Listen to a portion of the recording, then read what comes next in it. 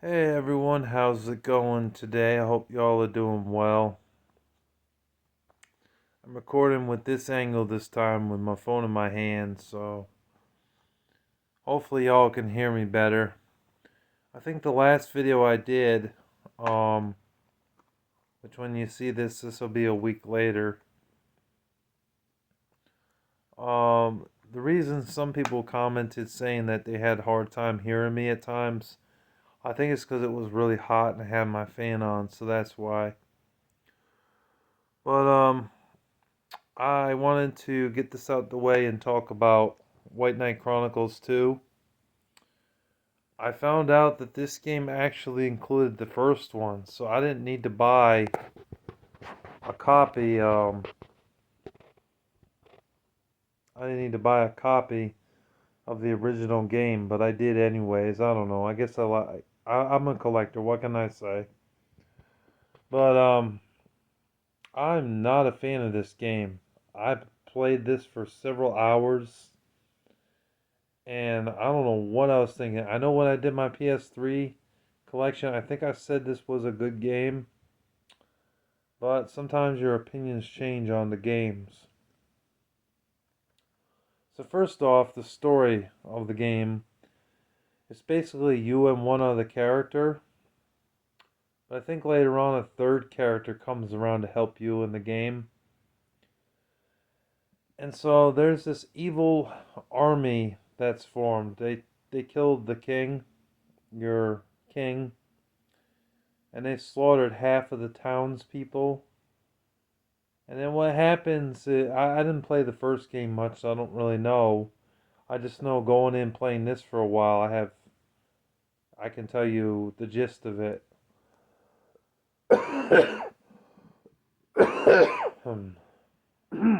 Excuse me. So they slaughtered some of the people, and there's this war going on in this universe. So I choose my character, I give him the attire. You can make a male or female. Of course, obviously I chose male for the character. But after you customize it, your character with the hair, eyes, facial features, and body type, you eventually get into the combat. And when I first started this, I was getting into the combat and I had no sword.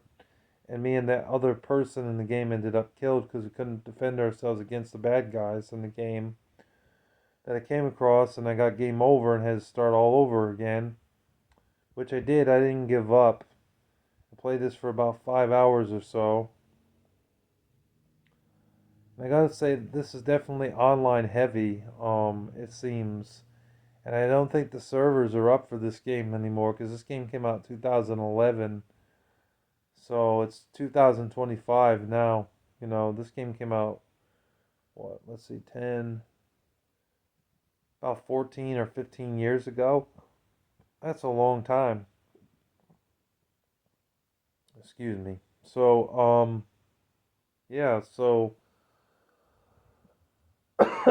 basically the storyline of the game is that there's a group of thugs in a medieval type of setting who killed half the villagers, killed the king, and they're basically trying to take over the world. But you are a warrior and you're working with this girl, and eventually you get a third person in the game later on that helps you out on your quest. You collect items and potions, power ups, some magic stuff to heal your bodies during combat. And that's what I gathered from the storyline. You're trying to defeat the evil army of men and women that basically are trying to have world domination. There's also some dragons that you end up fighting in this game as well. Um, the graphics do look good. We're getting into the graphics now. The graphics of the game look good. I like the colors. I like the grass. I like the animation. I like the art style. I think that that's a plus for the game. But that's where the fun ends basically because The graphics look good and the storyline is pretty good, but how is the gameplay?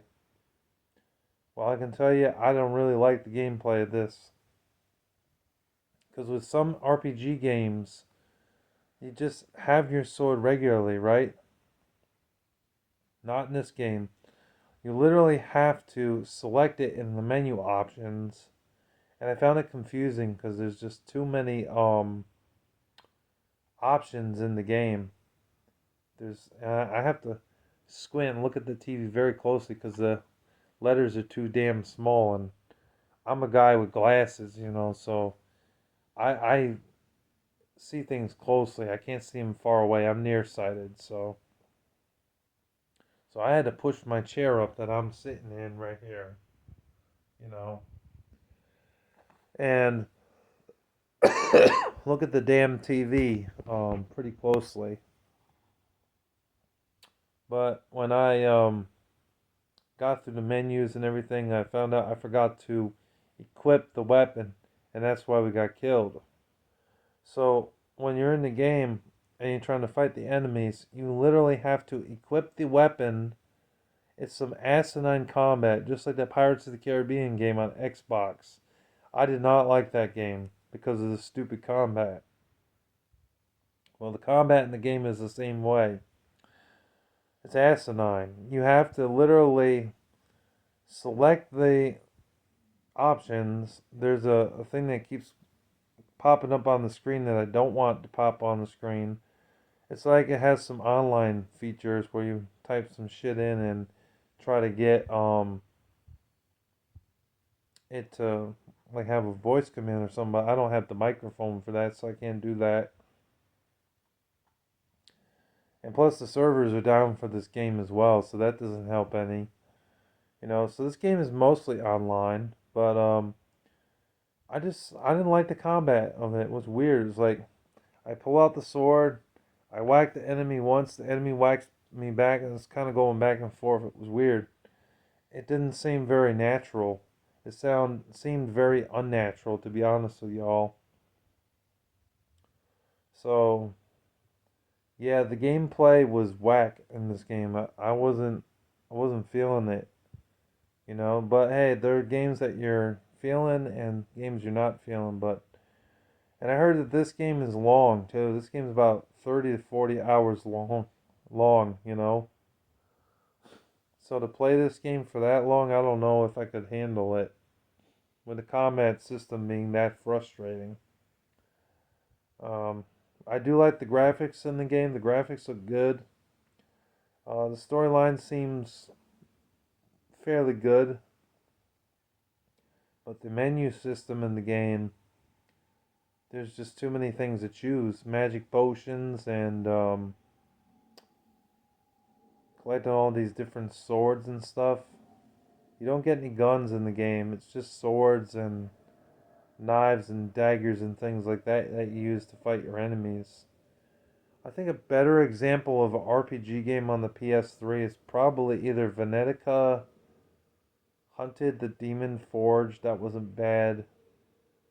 Maybe Valkyrie Chronicles. I have all those. I have Hunted the Demon Forge on not PS3, Xbox 360 though. But I know that there's some other ones. Tales of Xyla. I've never played that one. And some other ones.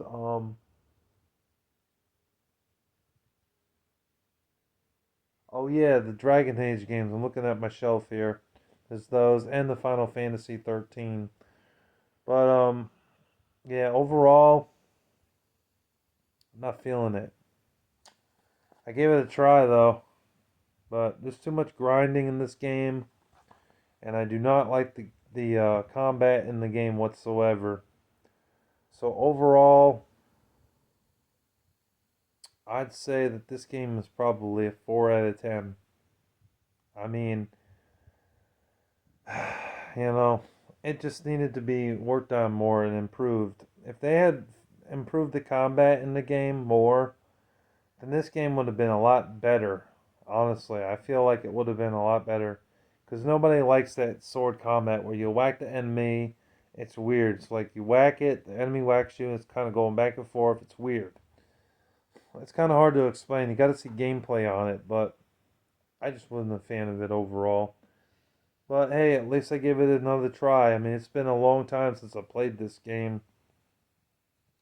And sometimes opinions change when you play games that you hadn't played in a long time. So, yeah. Overall, 4 out of 10 for White Knight Chronicles 2. I don't know if I showed the back. I'll go ahead and show the back real quick. So that's really all I got to say. I know this wasn't a very long review. I'm trying to think if there's anything else that I need to mention. There were some other monsters in the game that you do get to fight that weren't dragons. I'm not sure if they're goblins or what they are, but there were other creatures like a bird. It's kind of like a bird character or something. You know, there were these other things that you had to dodge, like these little bubble type things coming in your way, or they had like flames or something. Yeah, you can't jump in the game, which is weird. Why can't you jump? Most RPG games, they allow you to jump. So that's another thing to add to this video. I don't understand why you can't jump in the game. It makes no sense. An RPG game like this should have a jump button, but it doesn't. So you're just walking around in the town, and then all of a sudden, you get a cutscene, or you get some narrator telling you where to go and what to do in the game. And then in the beginning of the game, it warns you about enemies that you gotta fight that are coming up in your area to fight. So that's another thing to add to this game review here. But yeah, I think that's about it. It's really online heavy. It seems it's not online completely, but it does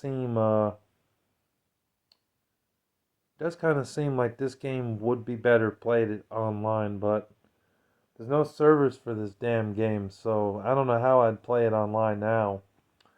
I got this for $9 many, many years ago at J Street Video Games, so maybe I should have played it back then. Excuse me, and I probably would have enjoyed it more because there's some options that come on the screen that I can't really do anything with because of this online heavy type thing going on. But yeah, that's my review of White Knight Chronicles 2. It's a 4 out of 10. Could have been a hell of a lot better. It's a letdown overall. Anyways, thank you for tuning in and thank you for watching. I hope you guys enjoyed. As always, don't forget to comment, like, subscribe. Any trolls that will be commenting on the videos, I will be deleting their comments because I am tired of their shit and I'm not putting up with it anymore. But if you're somebody like Andy Kishore, Jagger Goldkick, or Real G Money Harrison, or Anthony Chobot, or any other people that have subscribed to my channel, except that they're a troll or a cyberbully, I'll gladly keep their comment on my channel and I will allow them to comment as many times as they like. What else can I say? Oh yeah, and don't forget to subscribe. Don't forget to hit that white button on YouTube, and so that way you never miss an upload of my gaming content. God bless you all. Thank you for watching and thank you for listening, and take care. Goodbye.